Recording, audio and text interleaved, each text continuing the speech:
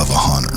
It's not about an end result, it's about an expedition, a journey that leads us into wild places, both near and far. In a time where some believe hunting is not relevant to modern society, we carry the torch and stand on the foundations of those that have come before us. We continue to invest into the ecosystems of which we must sustain. It's an effort to conserve, to provide, and celebrate God's renewable resources.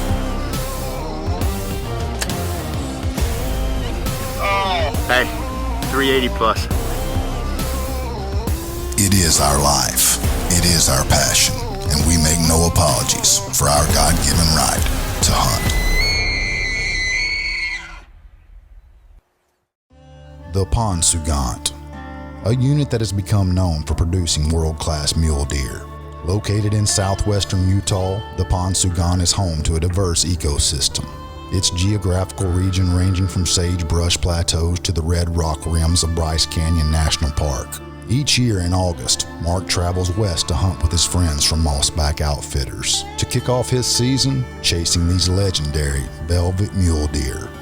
Our first morning here on the ranch here in Utah, it just feels great to be out here sitting in the sun, getting the smell of the sagebrush, but it did not disappoint. We've got a lot of bucks as normal, a lot of deer in general. One thing I'm really happy about that they got most of the cows off of here because that makes the stalks much easier. But within an hour and a half, we found one of our target bucks, a buck called Crooked. He's got the crooked eye guards on him, and we got about 60 yards away, but he was in the brush, so we didn't push it. It's first morning. Don't want to make him too jumpy early, and we got him on the hillside. He's now come over the south end in the shade. Spend most of his day there just eating away. We've seen him probably for a good 20 minutes between here and top of the hill, and he hasn't stopped eating yet. He sure is a pretty buck. We won't hunt him tonight. We're actually going down for a deer we just talked about called Mongo. Sorry about the name, but it's just a gorgeous deer. He's well over 200. Problem is, we're going to have to hunt him out of a blind because he's in this canyon that he won't come out of. So he only goes in that general vicinity every 2 to 3 days. So we're going to try to sit down there for a couple days in a row, maybe get lucky to get close to him. But we won't be shy on shooting this buck if we see it tomorrow morning either, though. So just nice being out. The spring and summer months of 2020, which are commonly arid, were some of the driest in recorded history. The abnormal lack of precipitation not only interfered with the migration of the mule deer to and from their summer range, but also had a direct impact on antler growth. Tonight we're actually not going to spot and stalk. We're going to actually get in the blind. Tyler and I have never hunted this blind, but a couple of our buddies have. It's been very successful over the last 4 or 5 years. It's down in a canyon. The only issue about videotaping or filming down there is that it's going to be tight, it's going to be quiet, it's going to be quick. We have a monster of a buck that's coming through there every 2 or 3 days. So our plan is to spot and stalk in the mornings like we did this morning and go after the crooked buck. Then the evenings, probably next 2 or 3 evenings, we're going to sit in this blind. We're going to try to have some patience and wait him out and see if we can get a shot at him. So we're doing an interview here at the truck for that reason. We can get down there, we're going to go silent. We're going to get in there quick, quietly, get set up, and endure the heat and the sun till right at dark.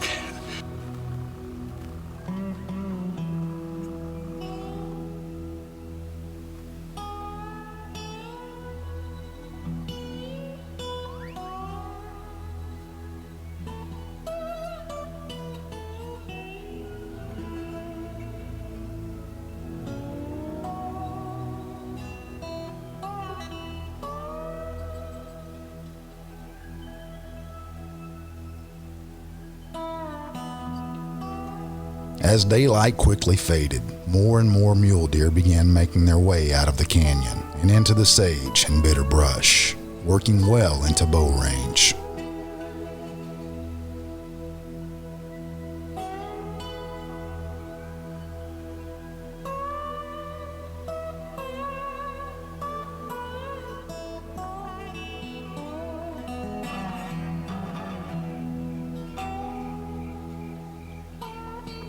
The Given Right is being brought to you by Expedition Archery, Element Outdoors, Real Tree, CVA, Hornady, Bare Bones Outdoors, Victory, and Trophy Tree Stands. What's up, Doyle? Very well, and you? Good to see you. Good to see you, bud. How you been? You ready? Oh yeah. Are you ready? Come on. You want to go back? Little kicker. He's got to be tall too. Mark and Tyler are no strangers to this part of Utah. Dating all the way back to 2014, Mark had consistently inaugurated his season with the boys from Mossback. Cameron, thanks for all the work, buddy. I appreciate it. I love working with you guys. We got a buck that we called Gimpy.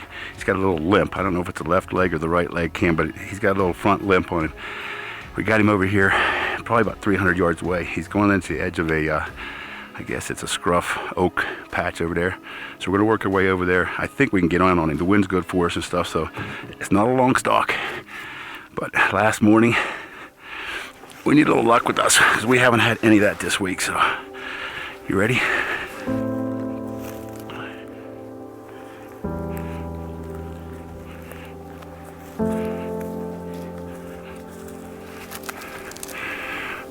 That's his horn. I can see his horns right there. Okay. We got our buck. He's standing up here in this oak grove. I don't know how far he is yet, but Cam, we need to get up there a little bit further.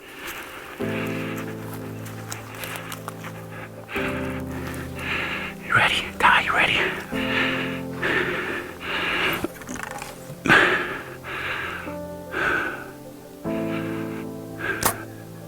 Yep. Last day, last morning, we watched that buck 2 or 3 times. I couldn't get on him earlier this week. It looked like a good hit. The sun was in my eyes, I had to turn my hat. But it looked like a pretty good hit. Finally. Whew. Oh my goodness. That's a good sign. Look at that. Yeah, baby. That's what we like to see.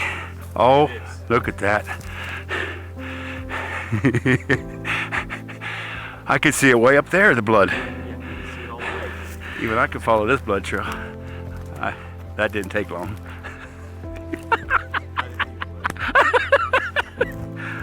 Look at that. He's got bumps everywhere. Look at this, Cam. I guess you knew, but look. Oh.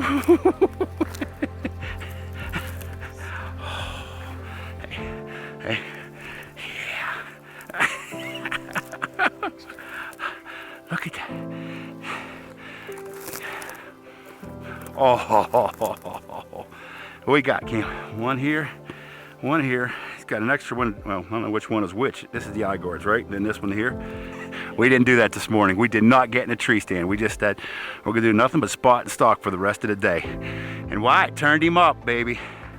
He was just in a good place to get a stalk finally.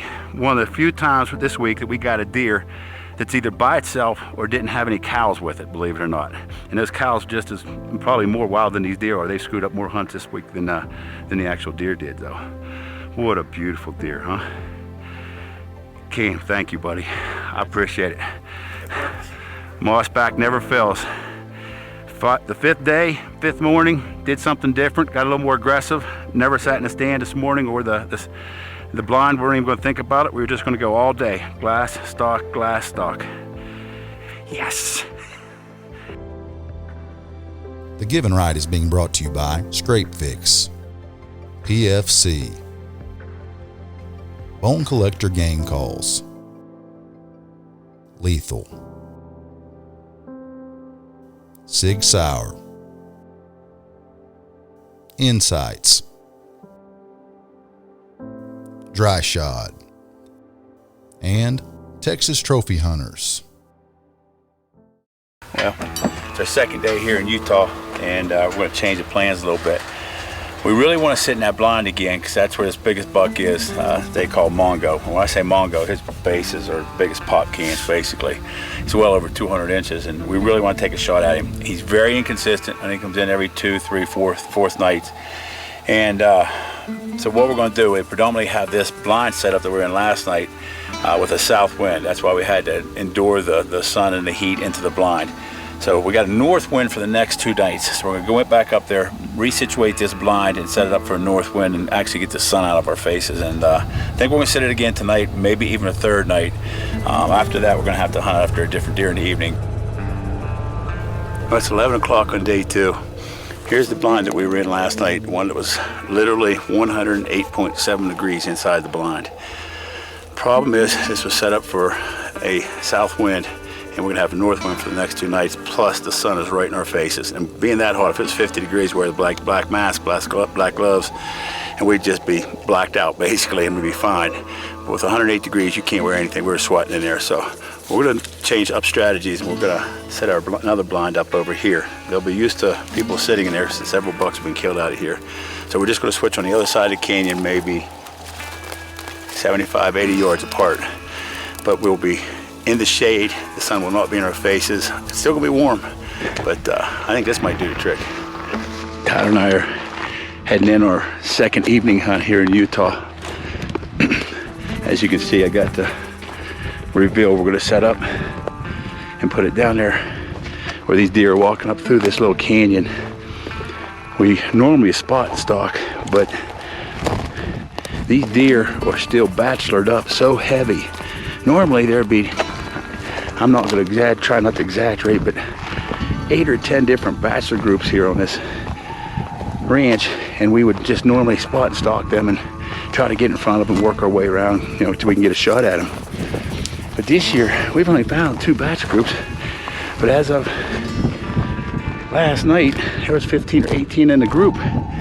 We're real close to the canyon. That's where they stage up before they go up on top of the plateau up here and feed for the night. So we're heading down in now, 6 o'clock, 97 degrees.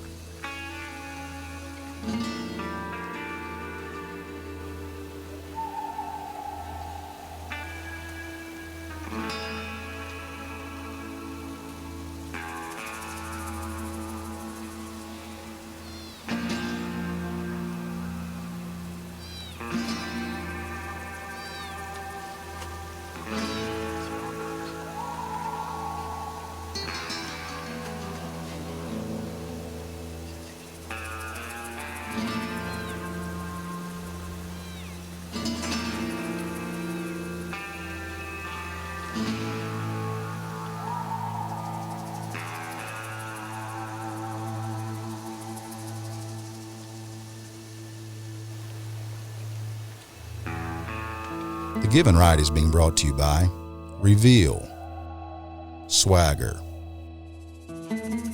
Vision Bikes, Tacticam, Thorn Broadheads, Big and J, Crescent, and Caveman Gear.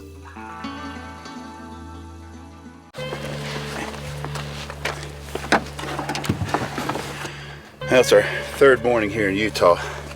What a beautiful morning it is. I think it's 51 degrees on the way up in here. We got just a slight breeze. So we're gonna park up there and just walk up the road, and we're gonna just spot and stalk as we go. There's all these big patches of scruff oaks up here that these deer love to sit in. So we're just gonna work our way up, see what we can run into. We have 2 or 3 deer off this south end. One's a big 3x3 with stickers, and then we got Crooked, the one we've been chasing for the last 2.5, 3 days. We can't get on, he's a little wild, so we get in range with any one of those, we will take a shot.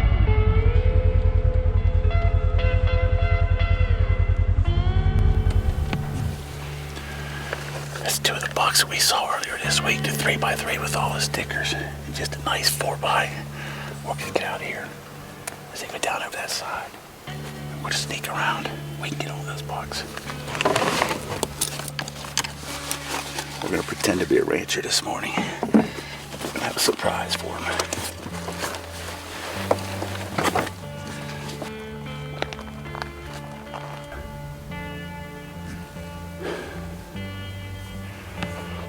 We got our deer out here, about 250 yards probably.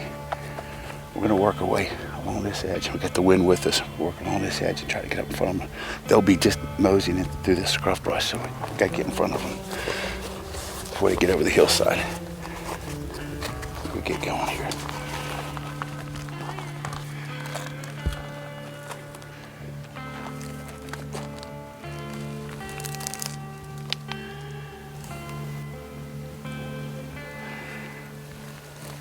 Just about 100 yards. We'll get ready here. Starting to get nervous.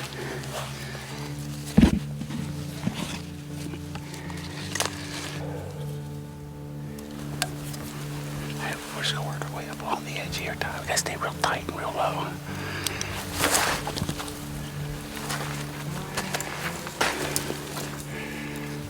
You see him? He's gonna step out right there. 58.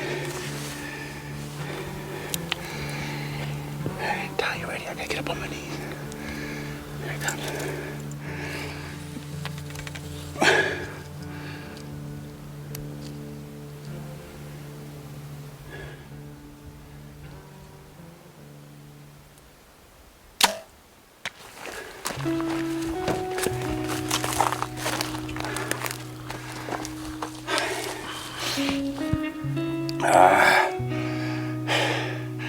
Had a good release. For whatever reason, I hit back, perfect height, just hit back a little bit. All the practicing, all the work, nice opportunity, good distance, completely broadside, and I must have just pulled it a little bit, but we spanked him. What he's going to do, we've had this experience before, unfortunately. What he's going to do is go down over the south end, he'll bed down. Well, obviously, we're just going to back out of here, but frustrating.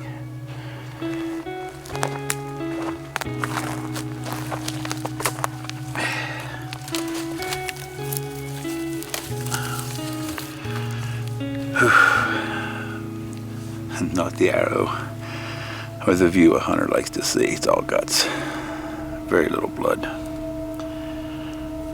but it is what it is. So now we wait, probably give it a good 6-8 hours, maybe longer.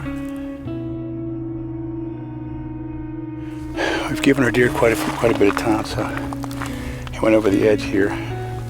We have Wyatt down there sitting, keeping binoculars, keeping eyes up to this hillside in case he jumps up. So we're gonna try to track him. Hopefully he's just laying down here.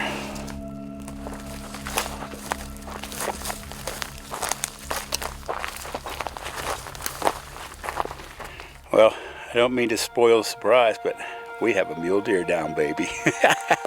Tyler and I split up there, maybe a quarter mile apart. I hit the blood, started falling a little bit. I whistled for Tyler to come over.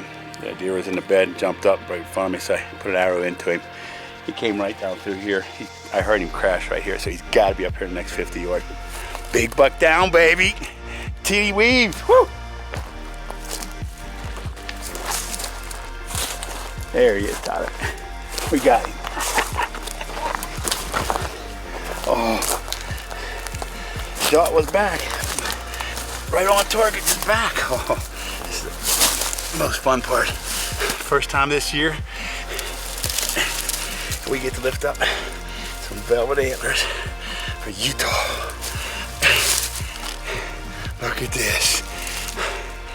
We knew he was a 3x4. We'd obviously have our cameras up here, so we know virtually every deer that's every buck that's running up here for the last 2 months. And we had him on the list. Not as number one, but we weren't going to pass him. This is 3rd day. And as we talked earlier, we've had a drought here for at least 3 months. So water is scarce. And more importantly, the feed, all the grasses up on the top, it didn't grow. So all these deer were down on these side hills, really steep, really thick. I think just because it's cooler. Today's 97 degrees. It's going to be a record of 101, they said. So with all those combinations, it just made it harder for us this year. So I wasn't going to be as picky. It's our 3rd day. I'm stoked. This thing is toad pretty. Love these velvets. We've had a great history here. I mean, I think this is our 8th year, and we've had great luck every year, and this year was no different. So lucky man to be able to get this. Like I said, wasn't the traditional way, but we got him either way. So a little bit of hard work in this heat paid off for us. Remember, never apologize for your God-given right to hunt. Yes! The Ponsugant, a hunt that never seems to disappoint. In a year with so many unknowns, Mark found solace in the good friends and awesome deer that the Beehive State had to offer. And it has never been more clear on just how important it is that we protect and practice our God-given right to hunt.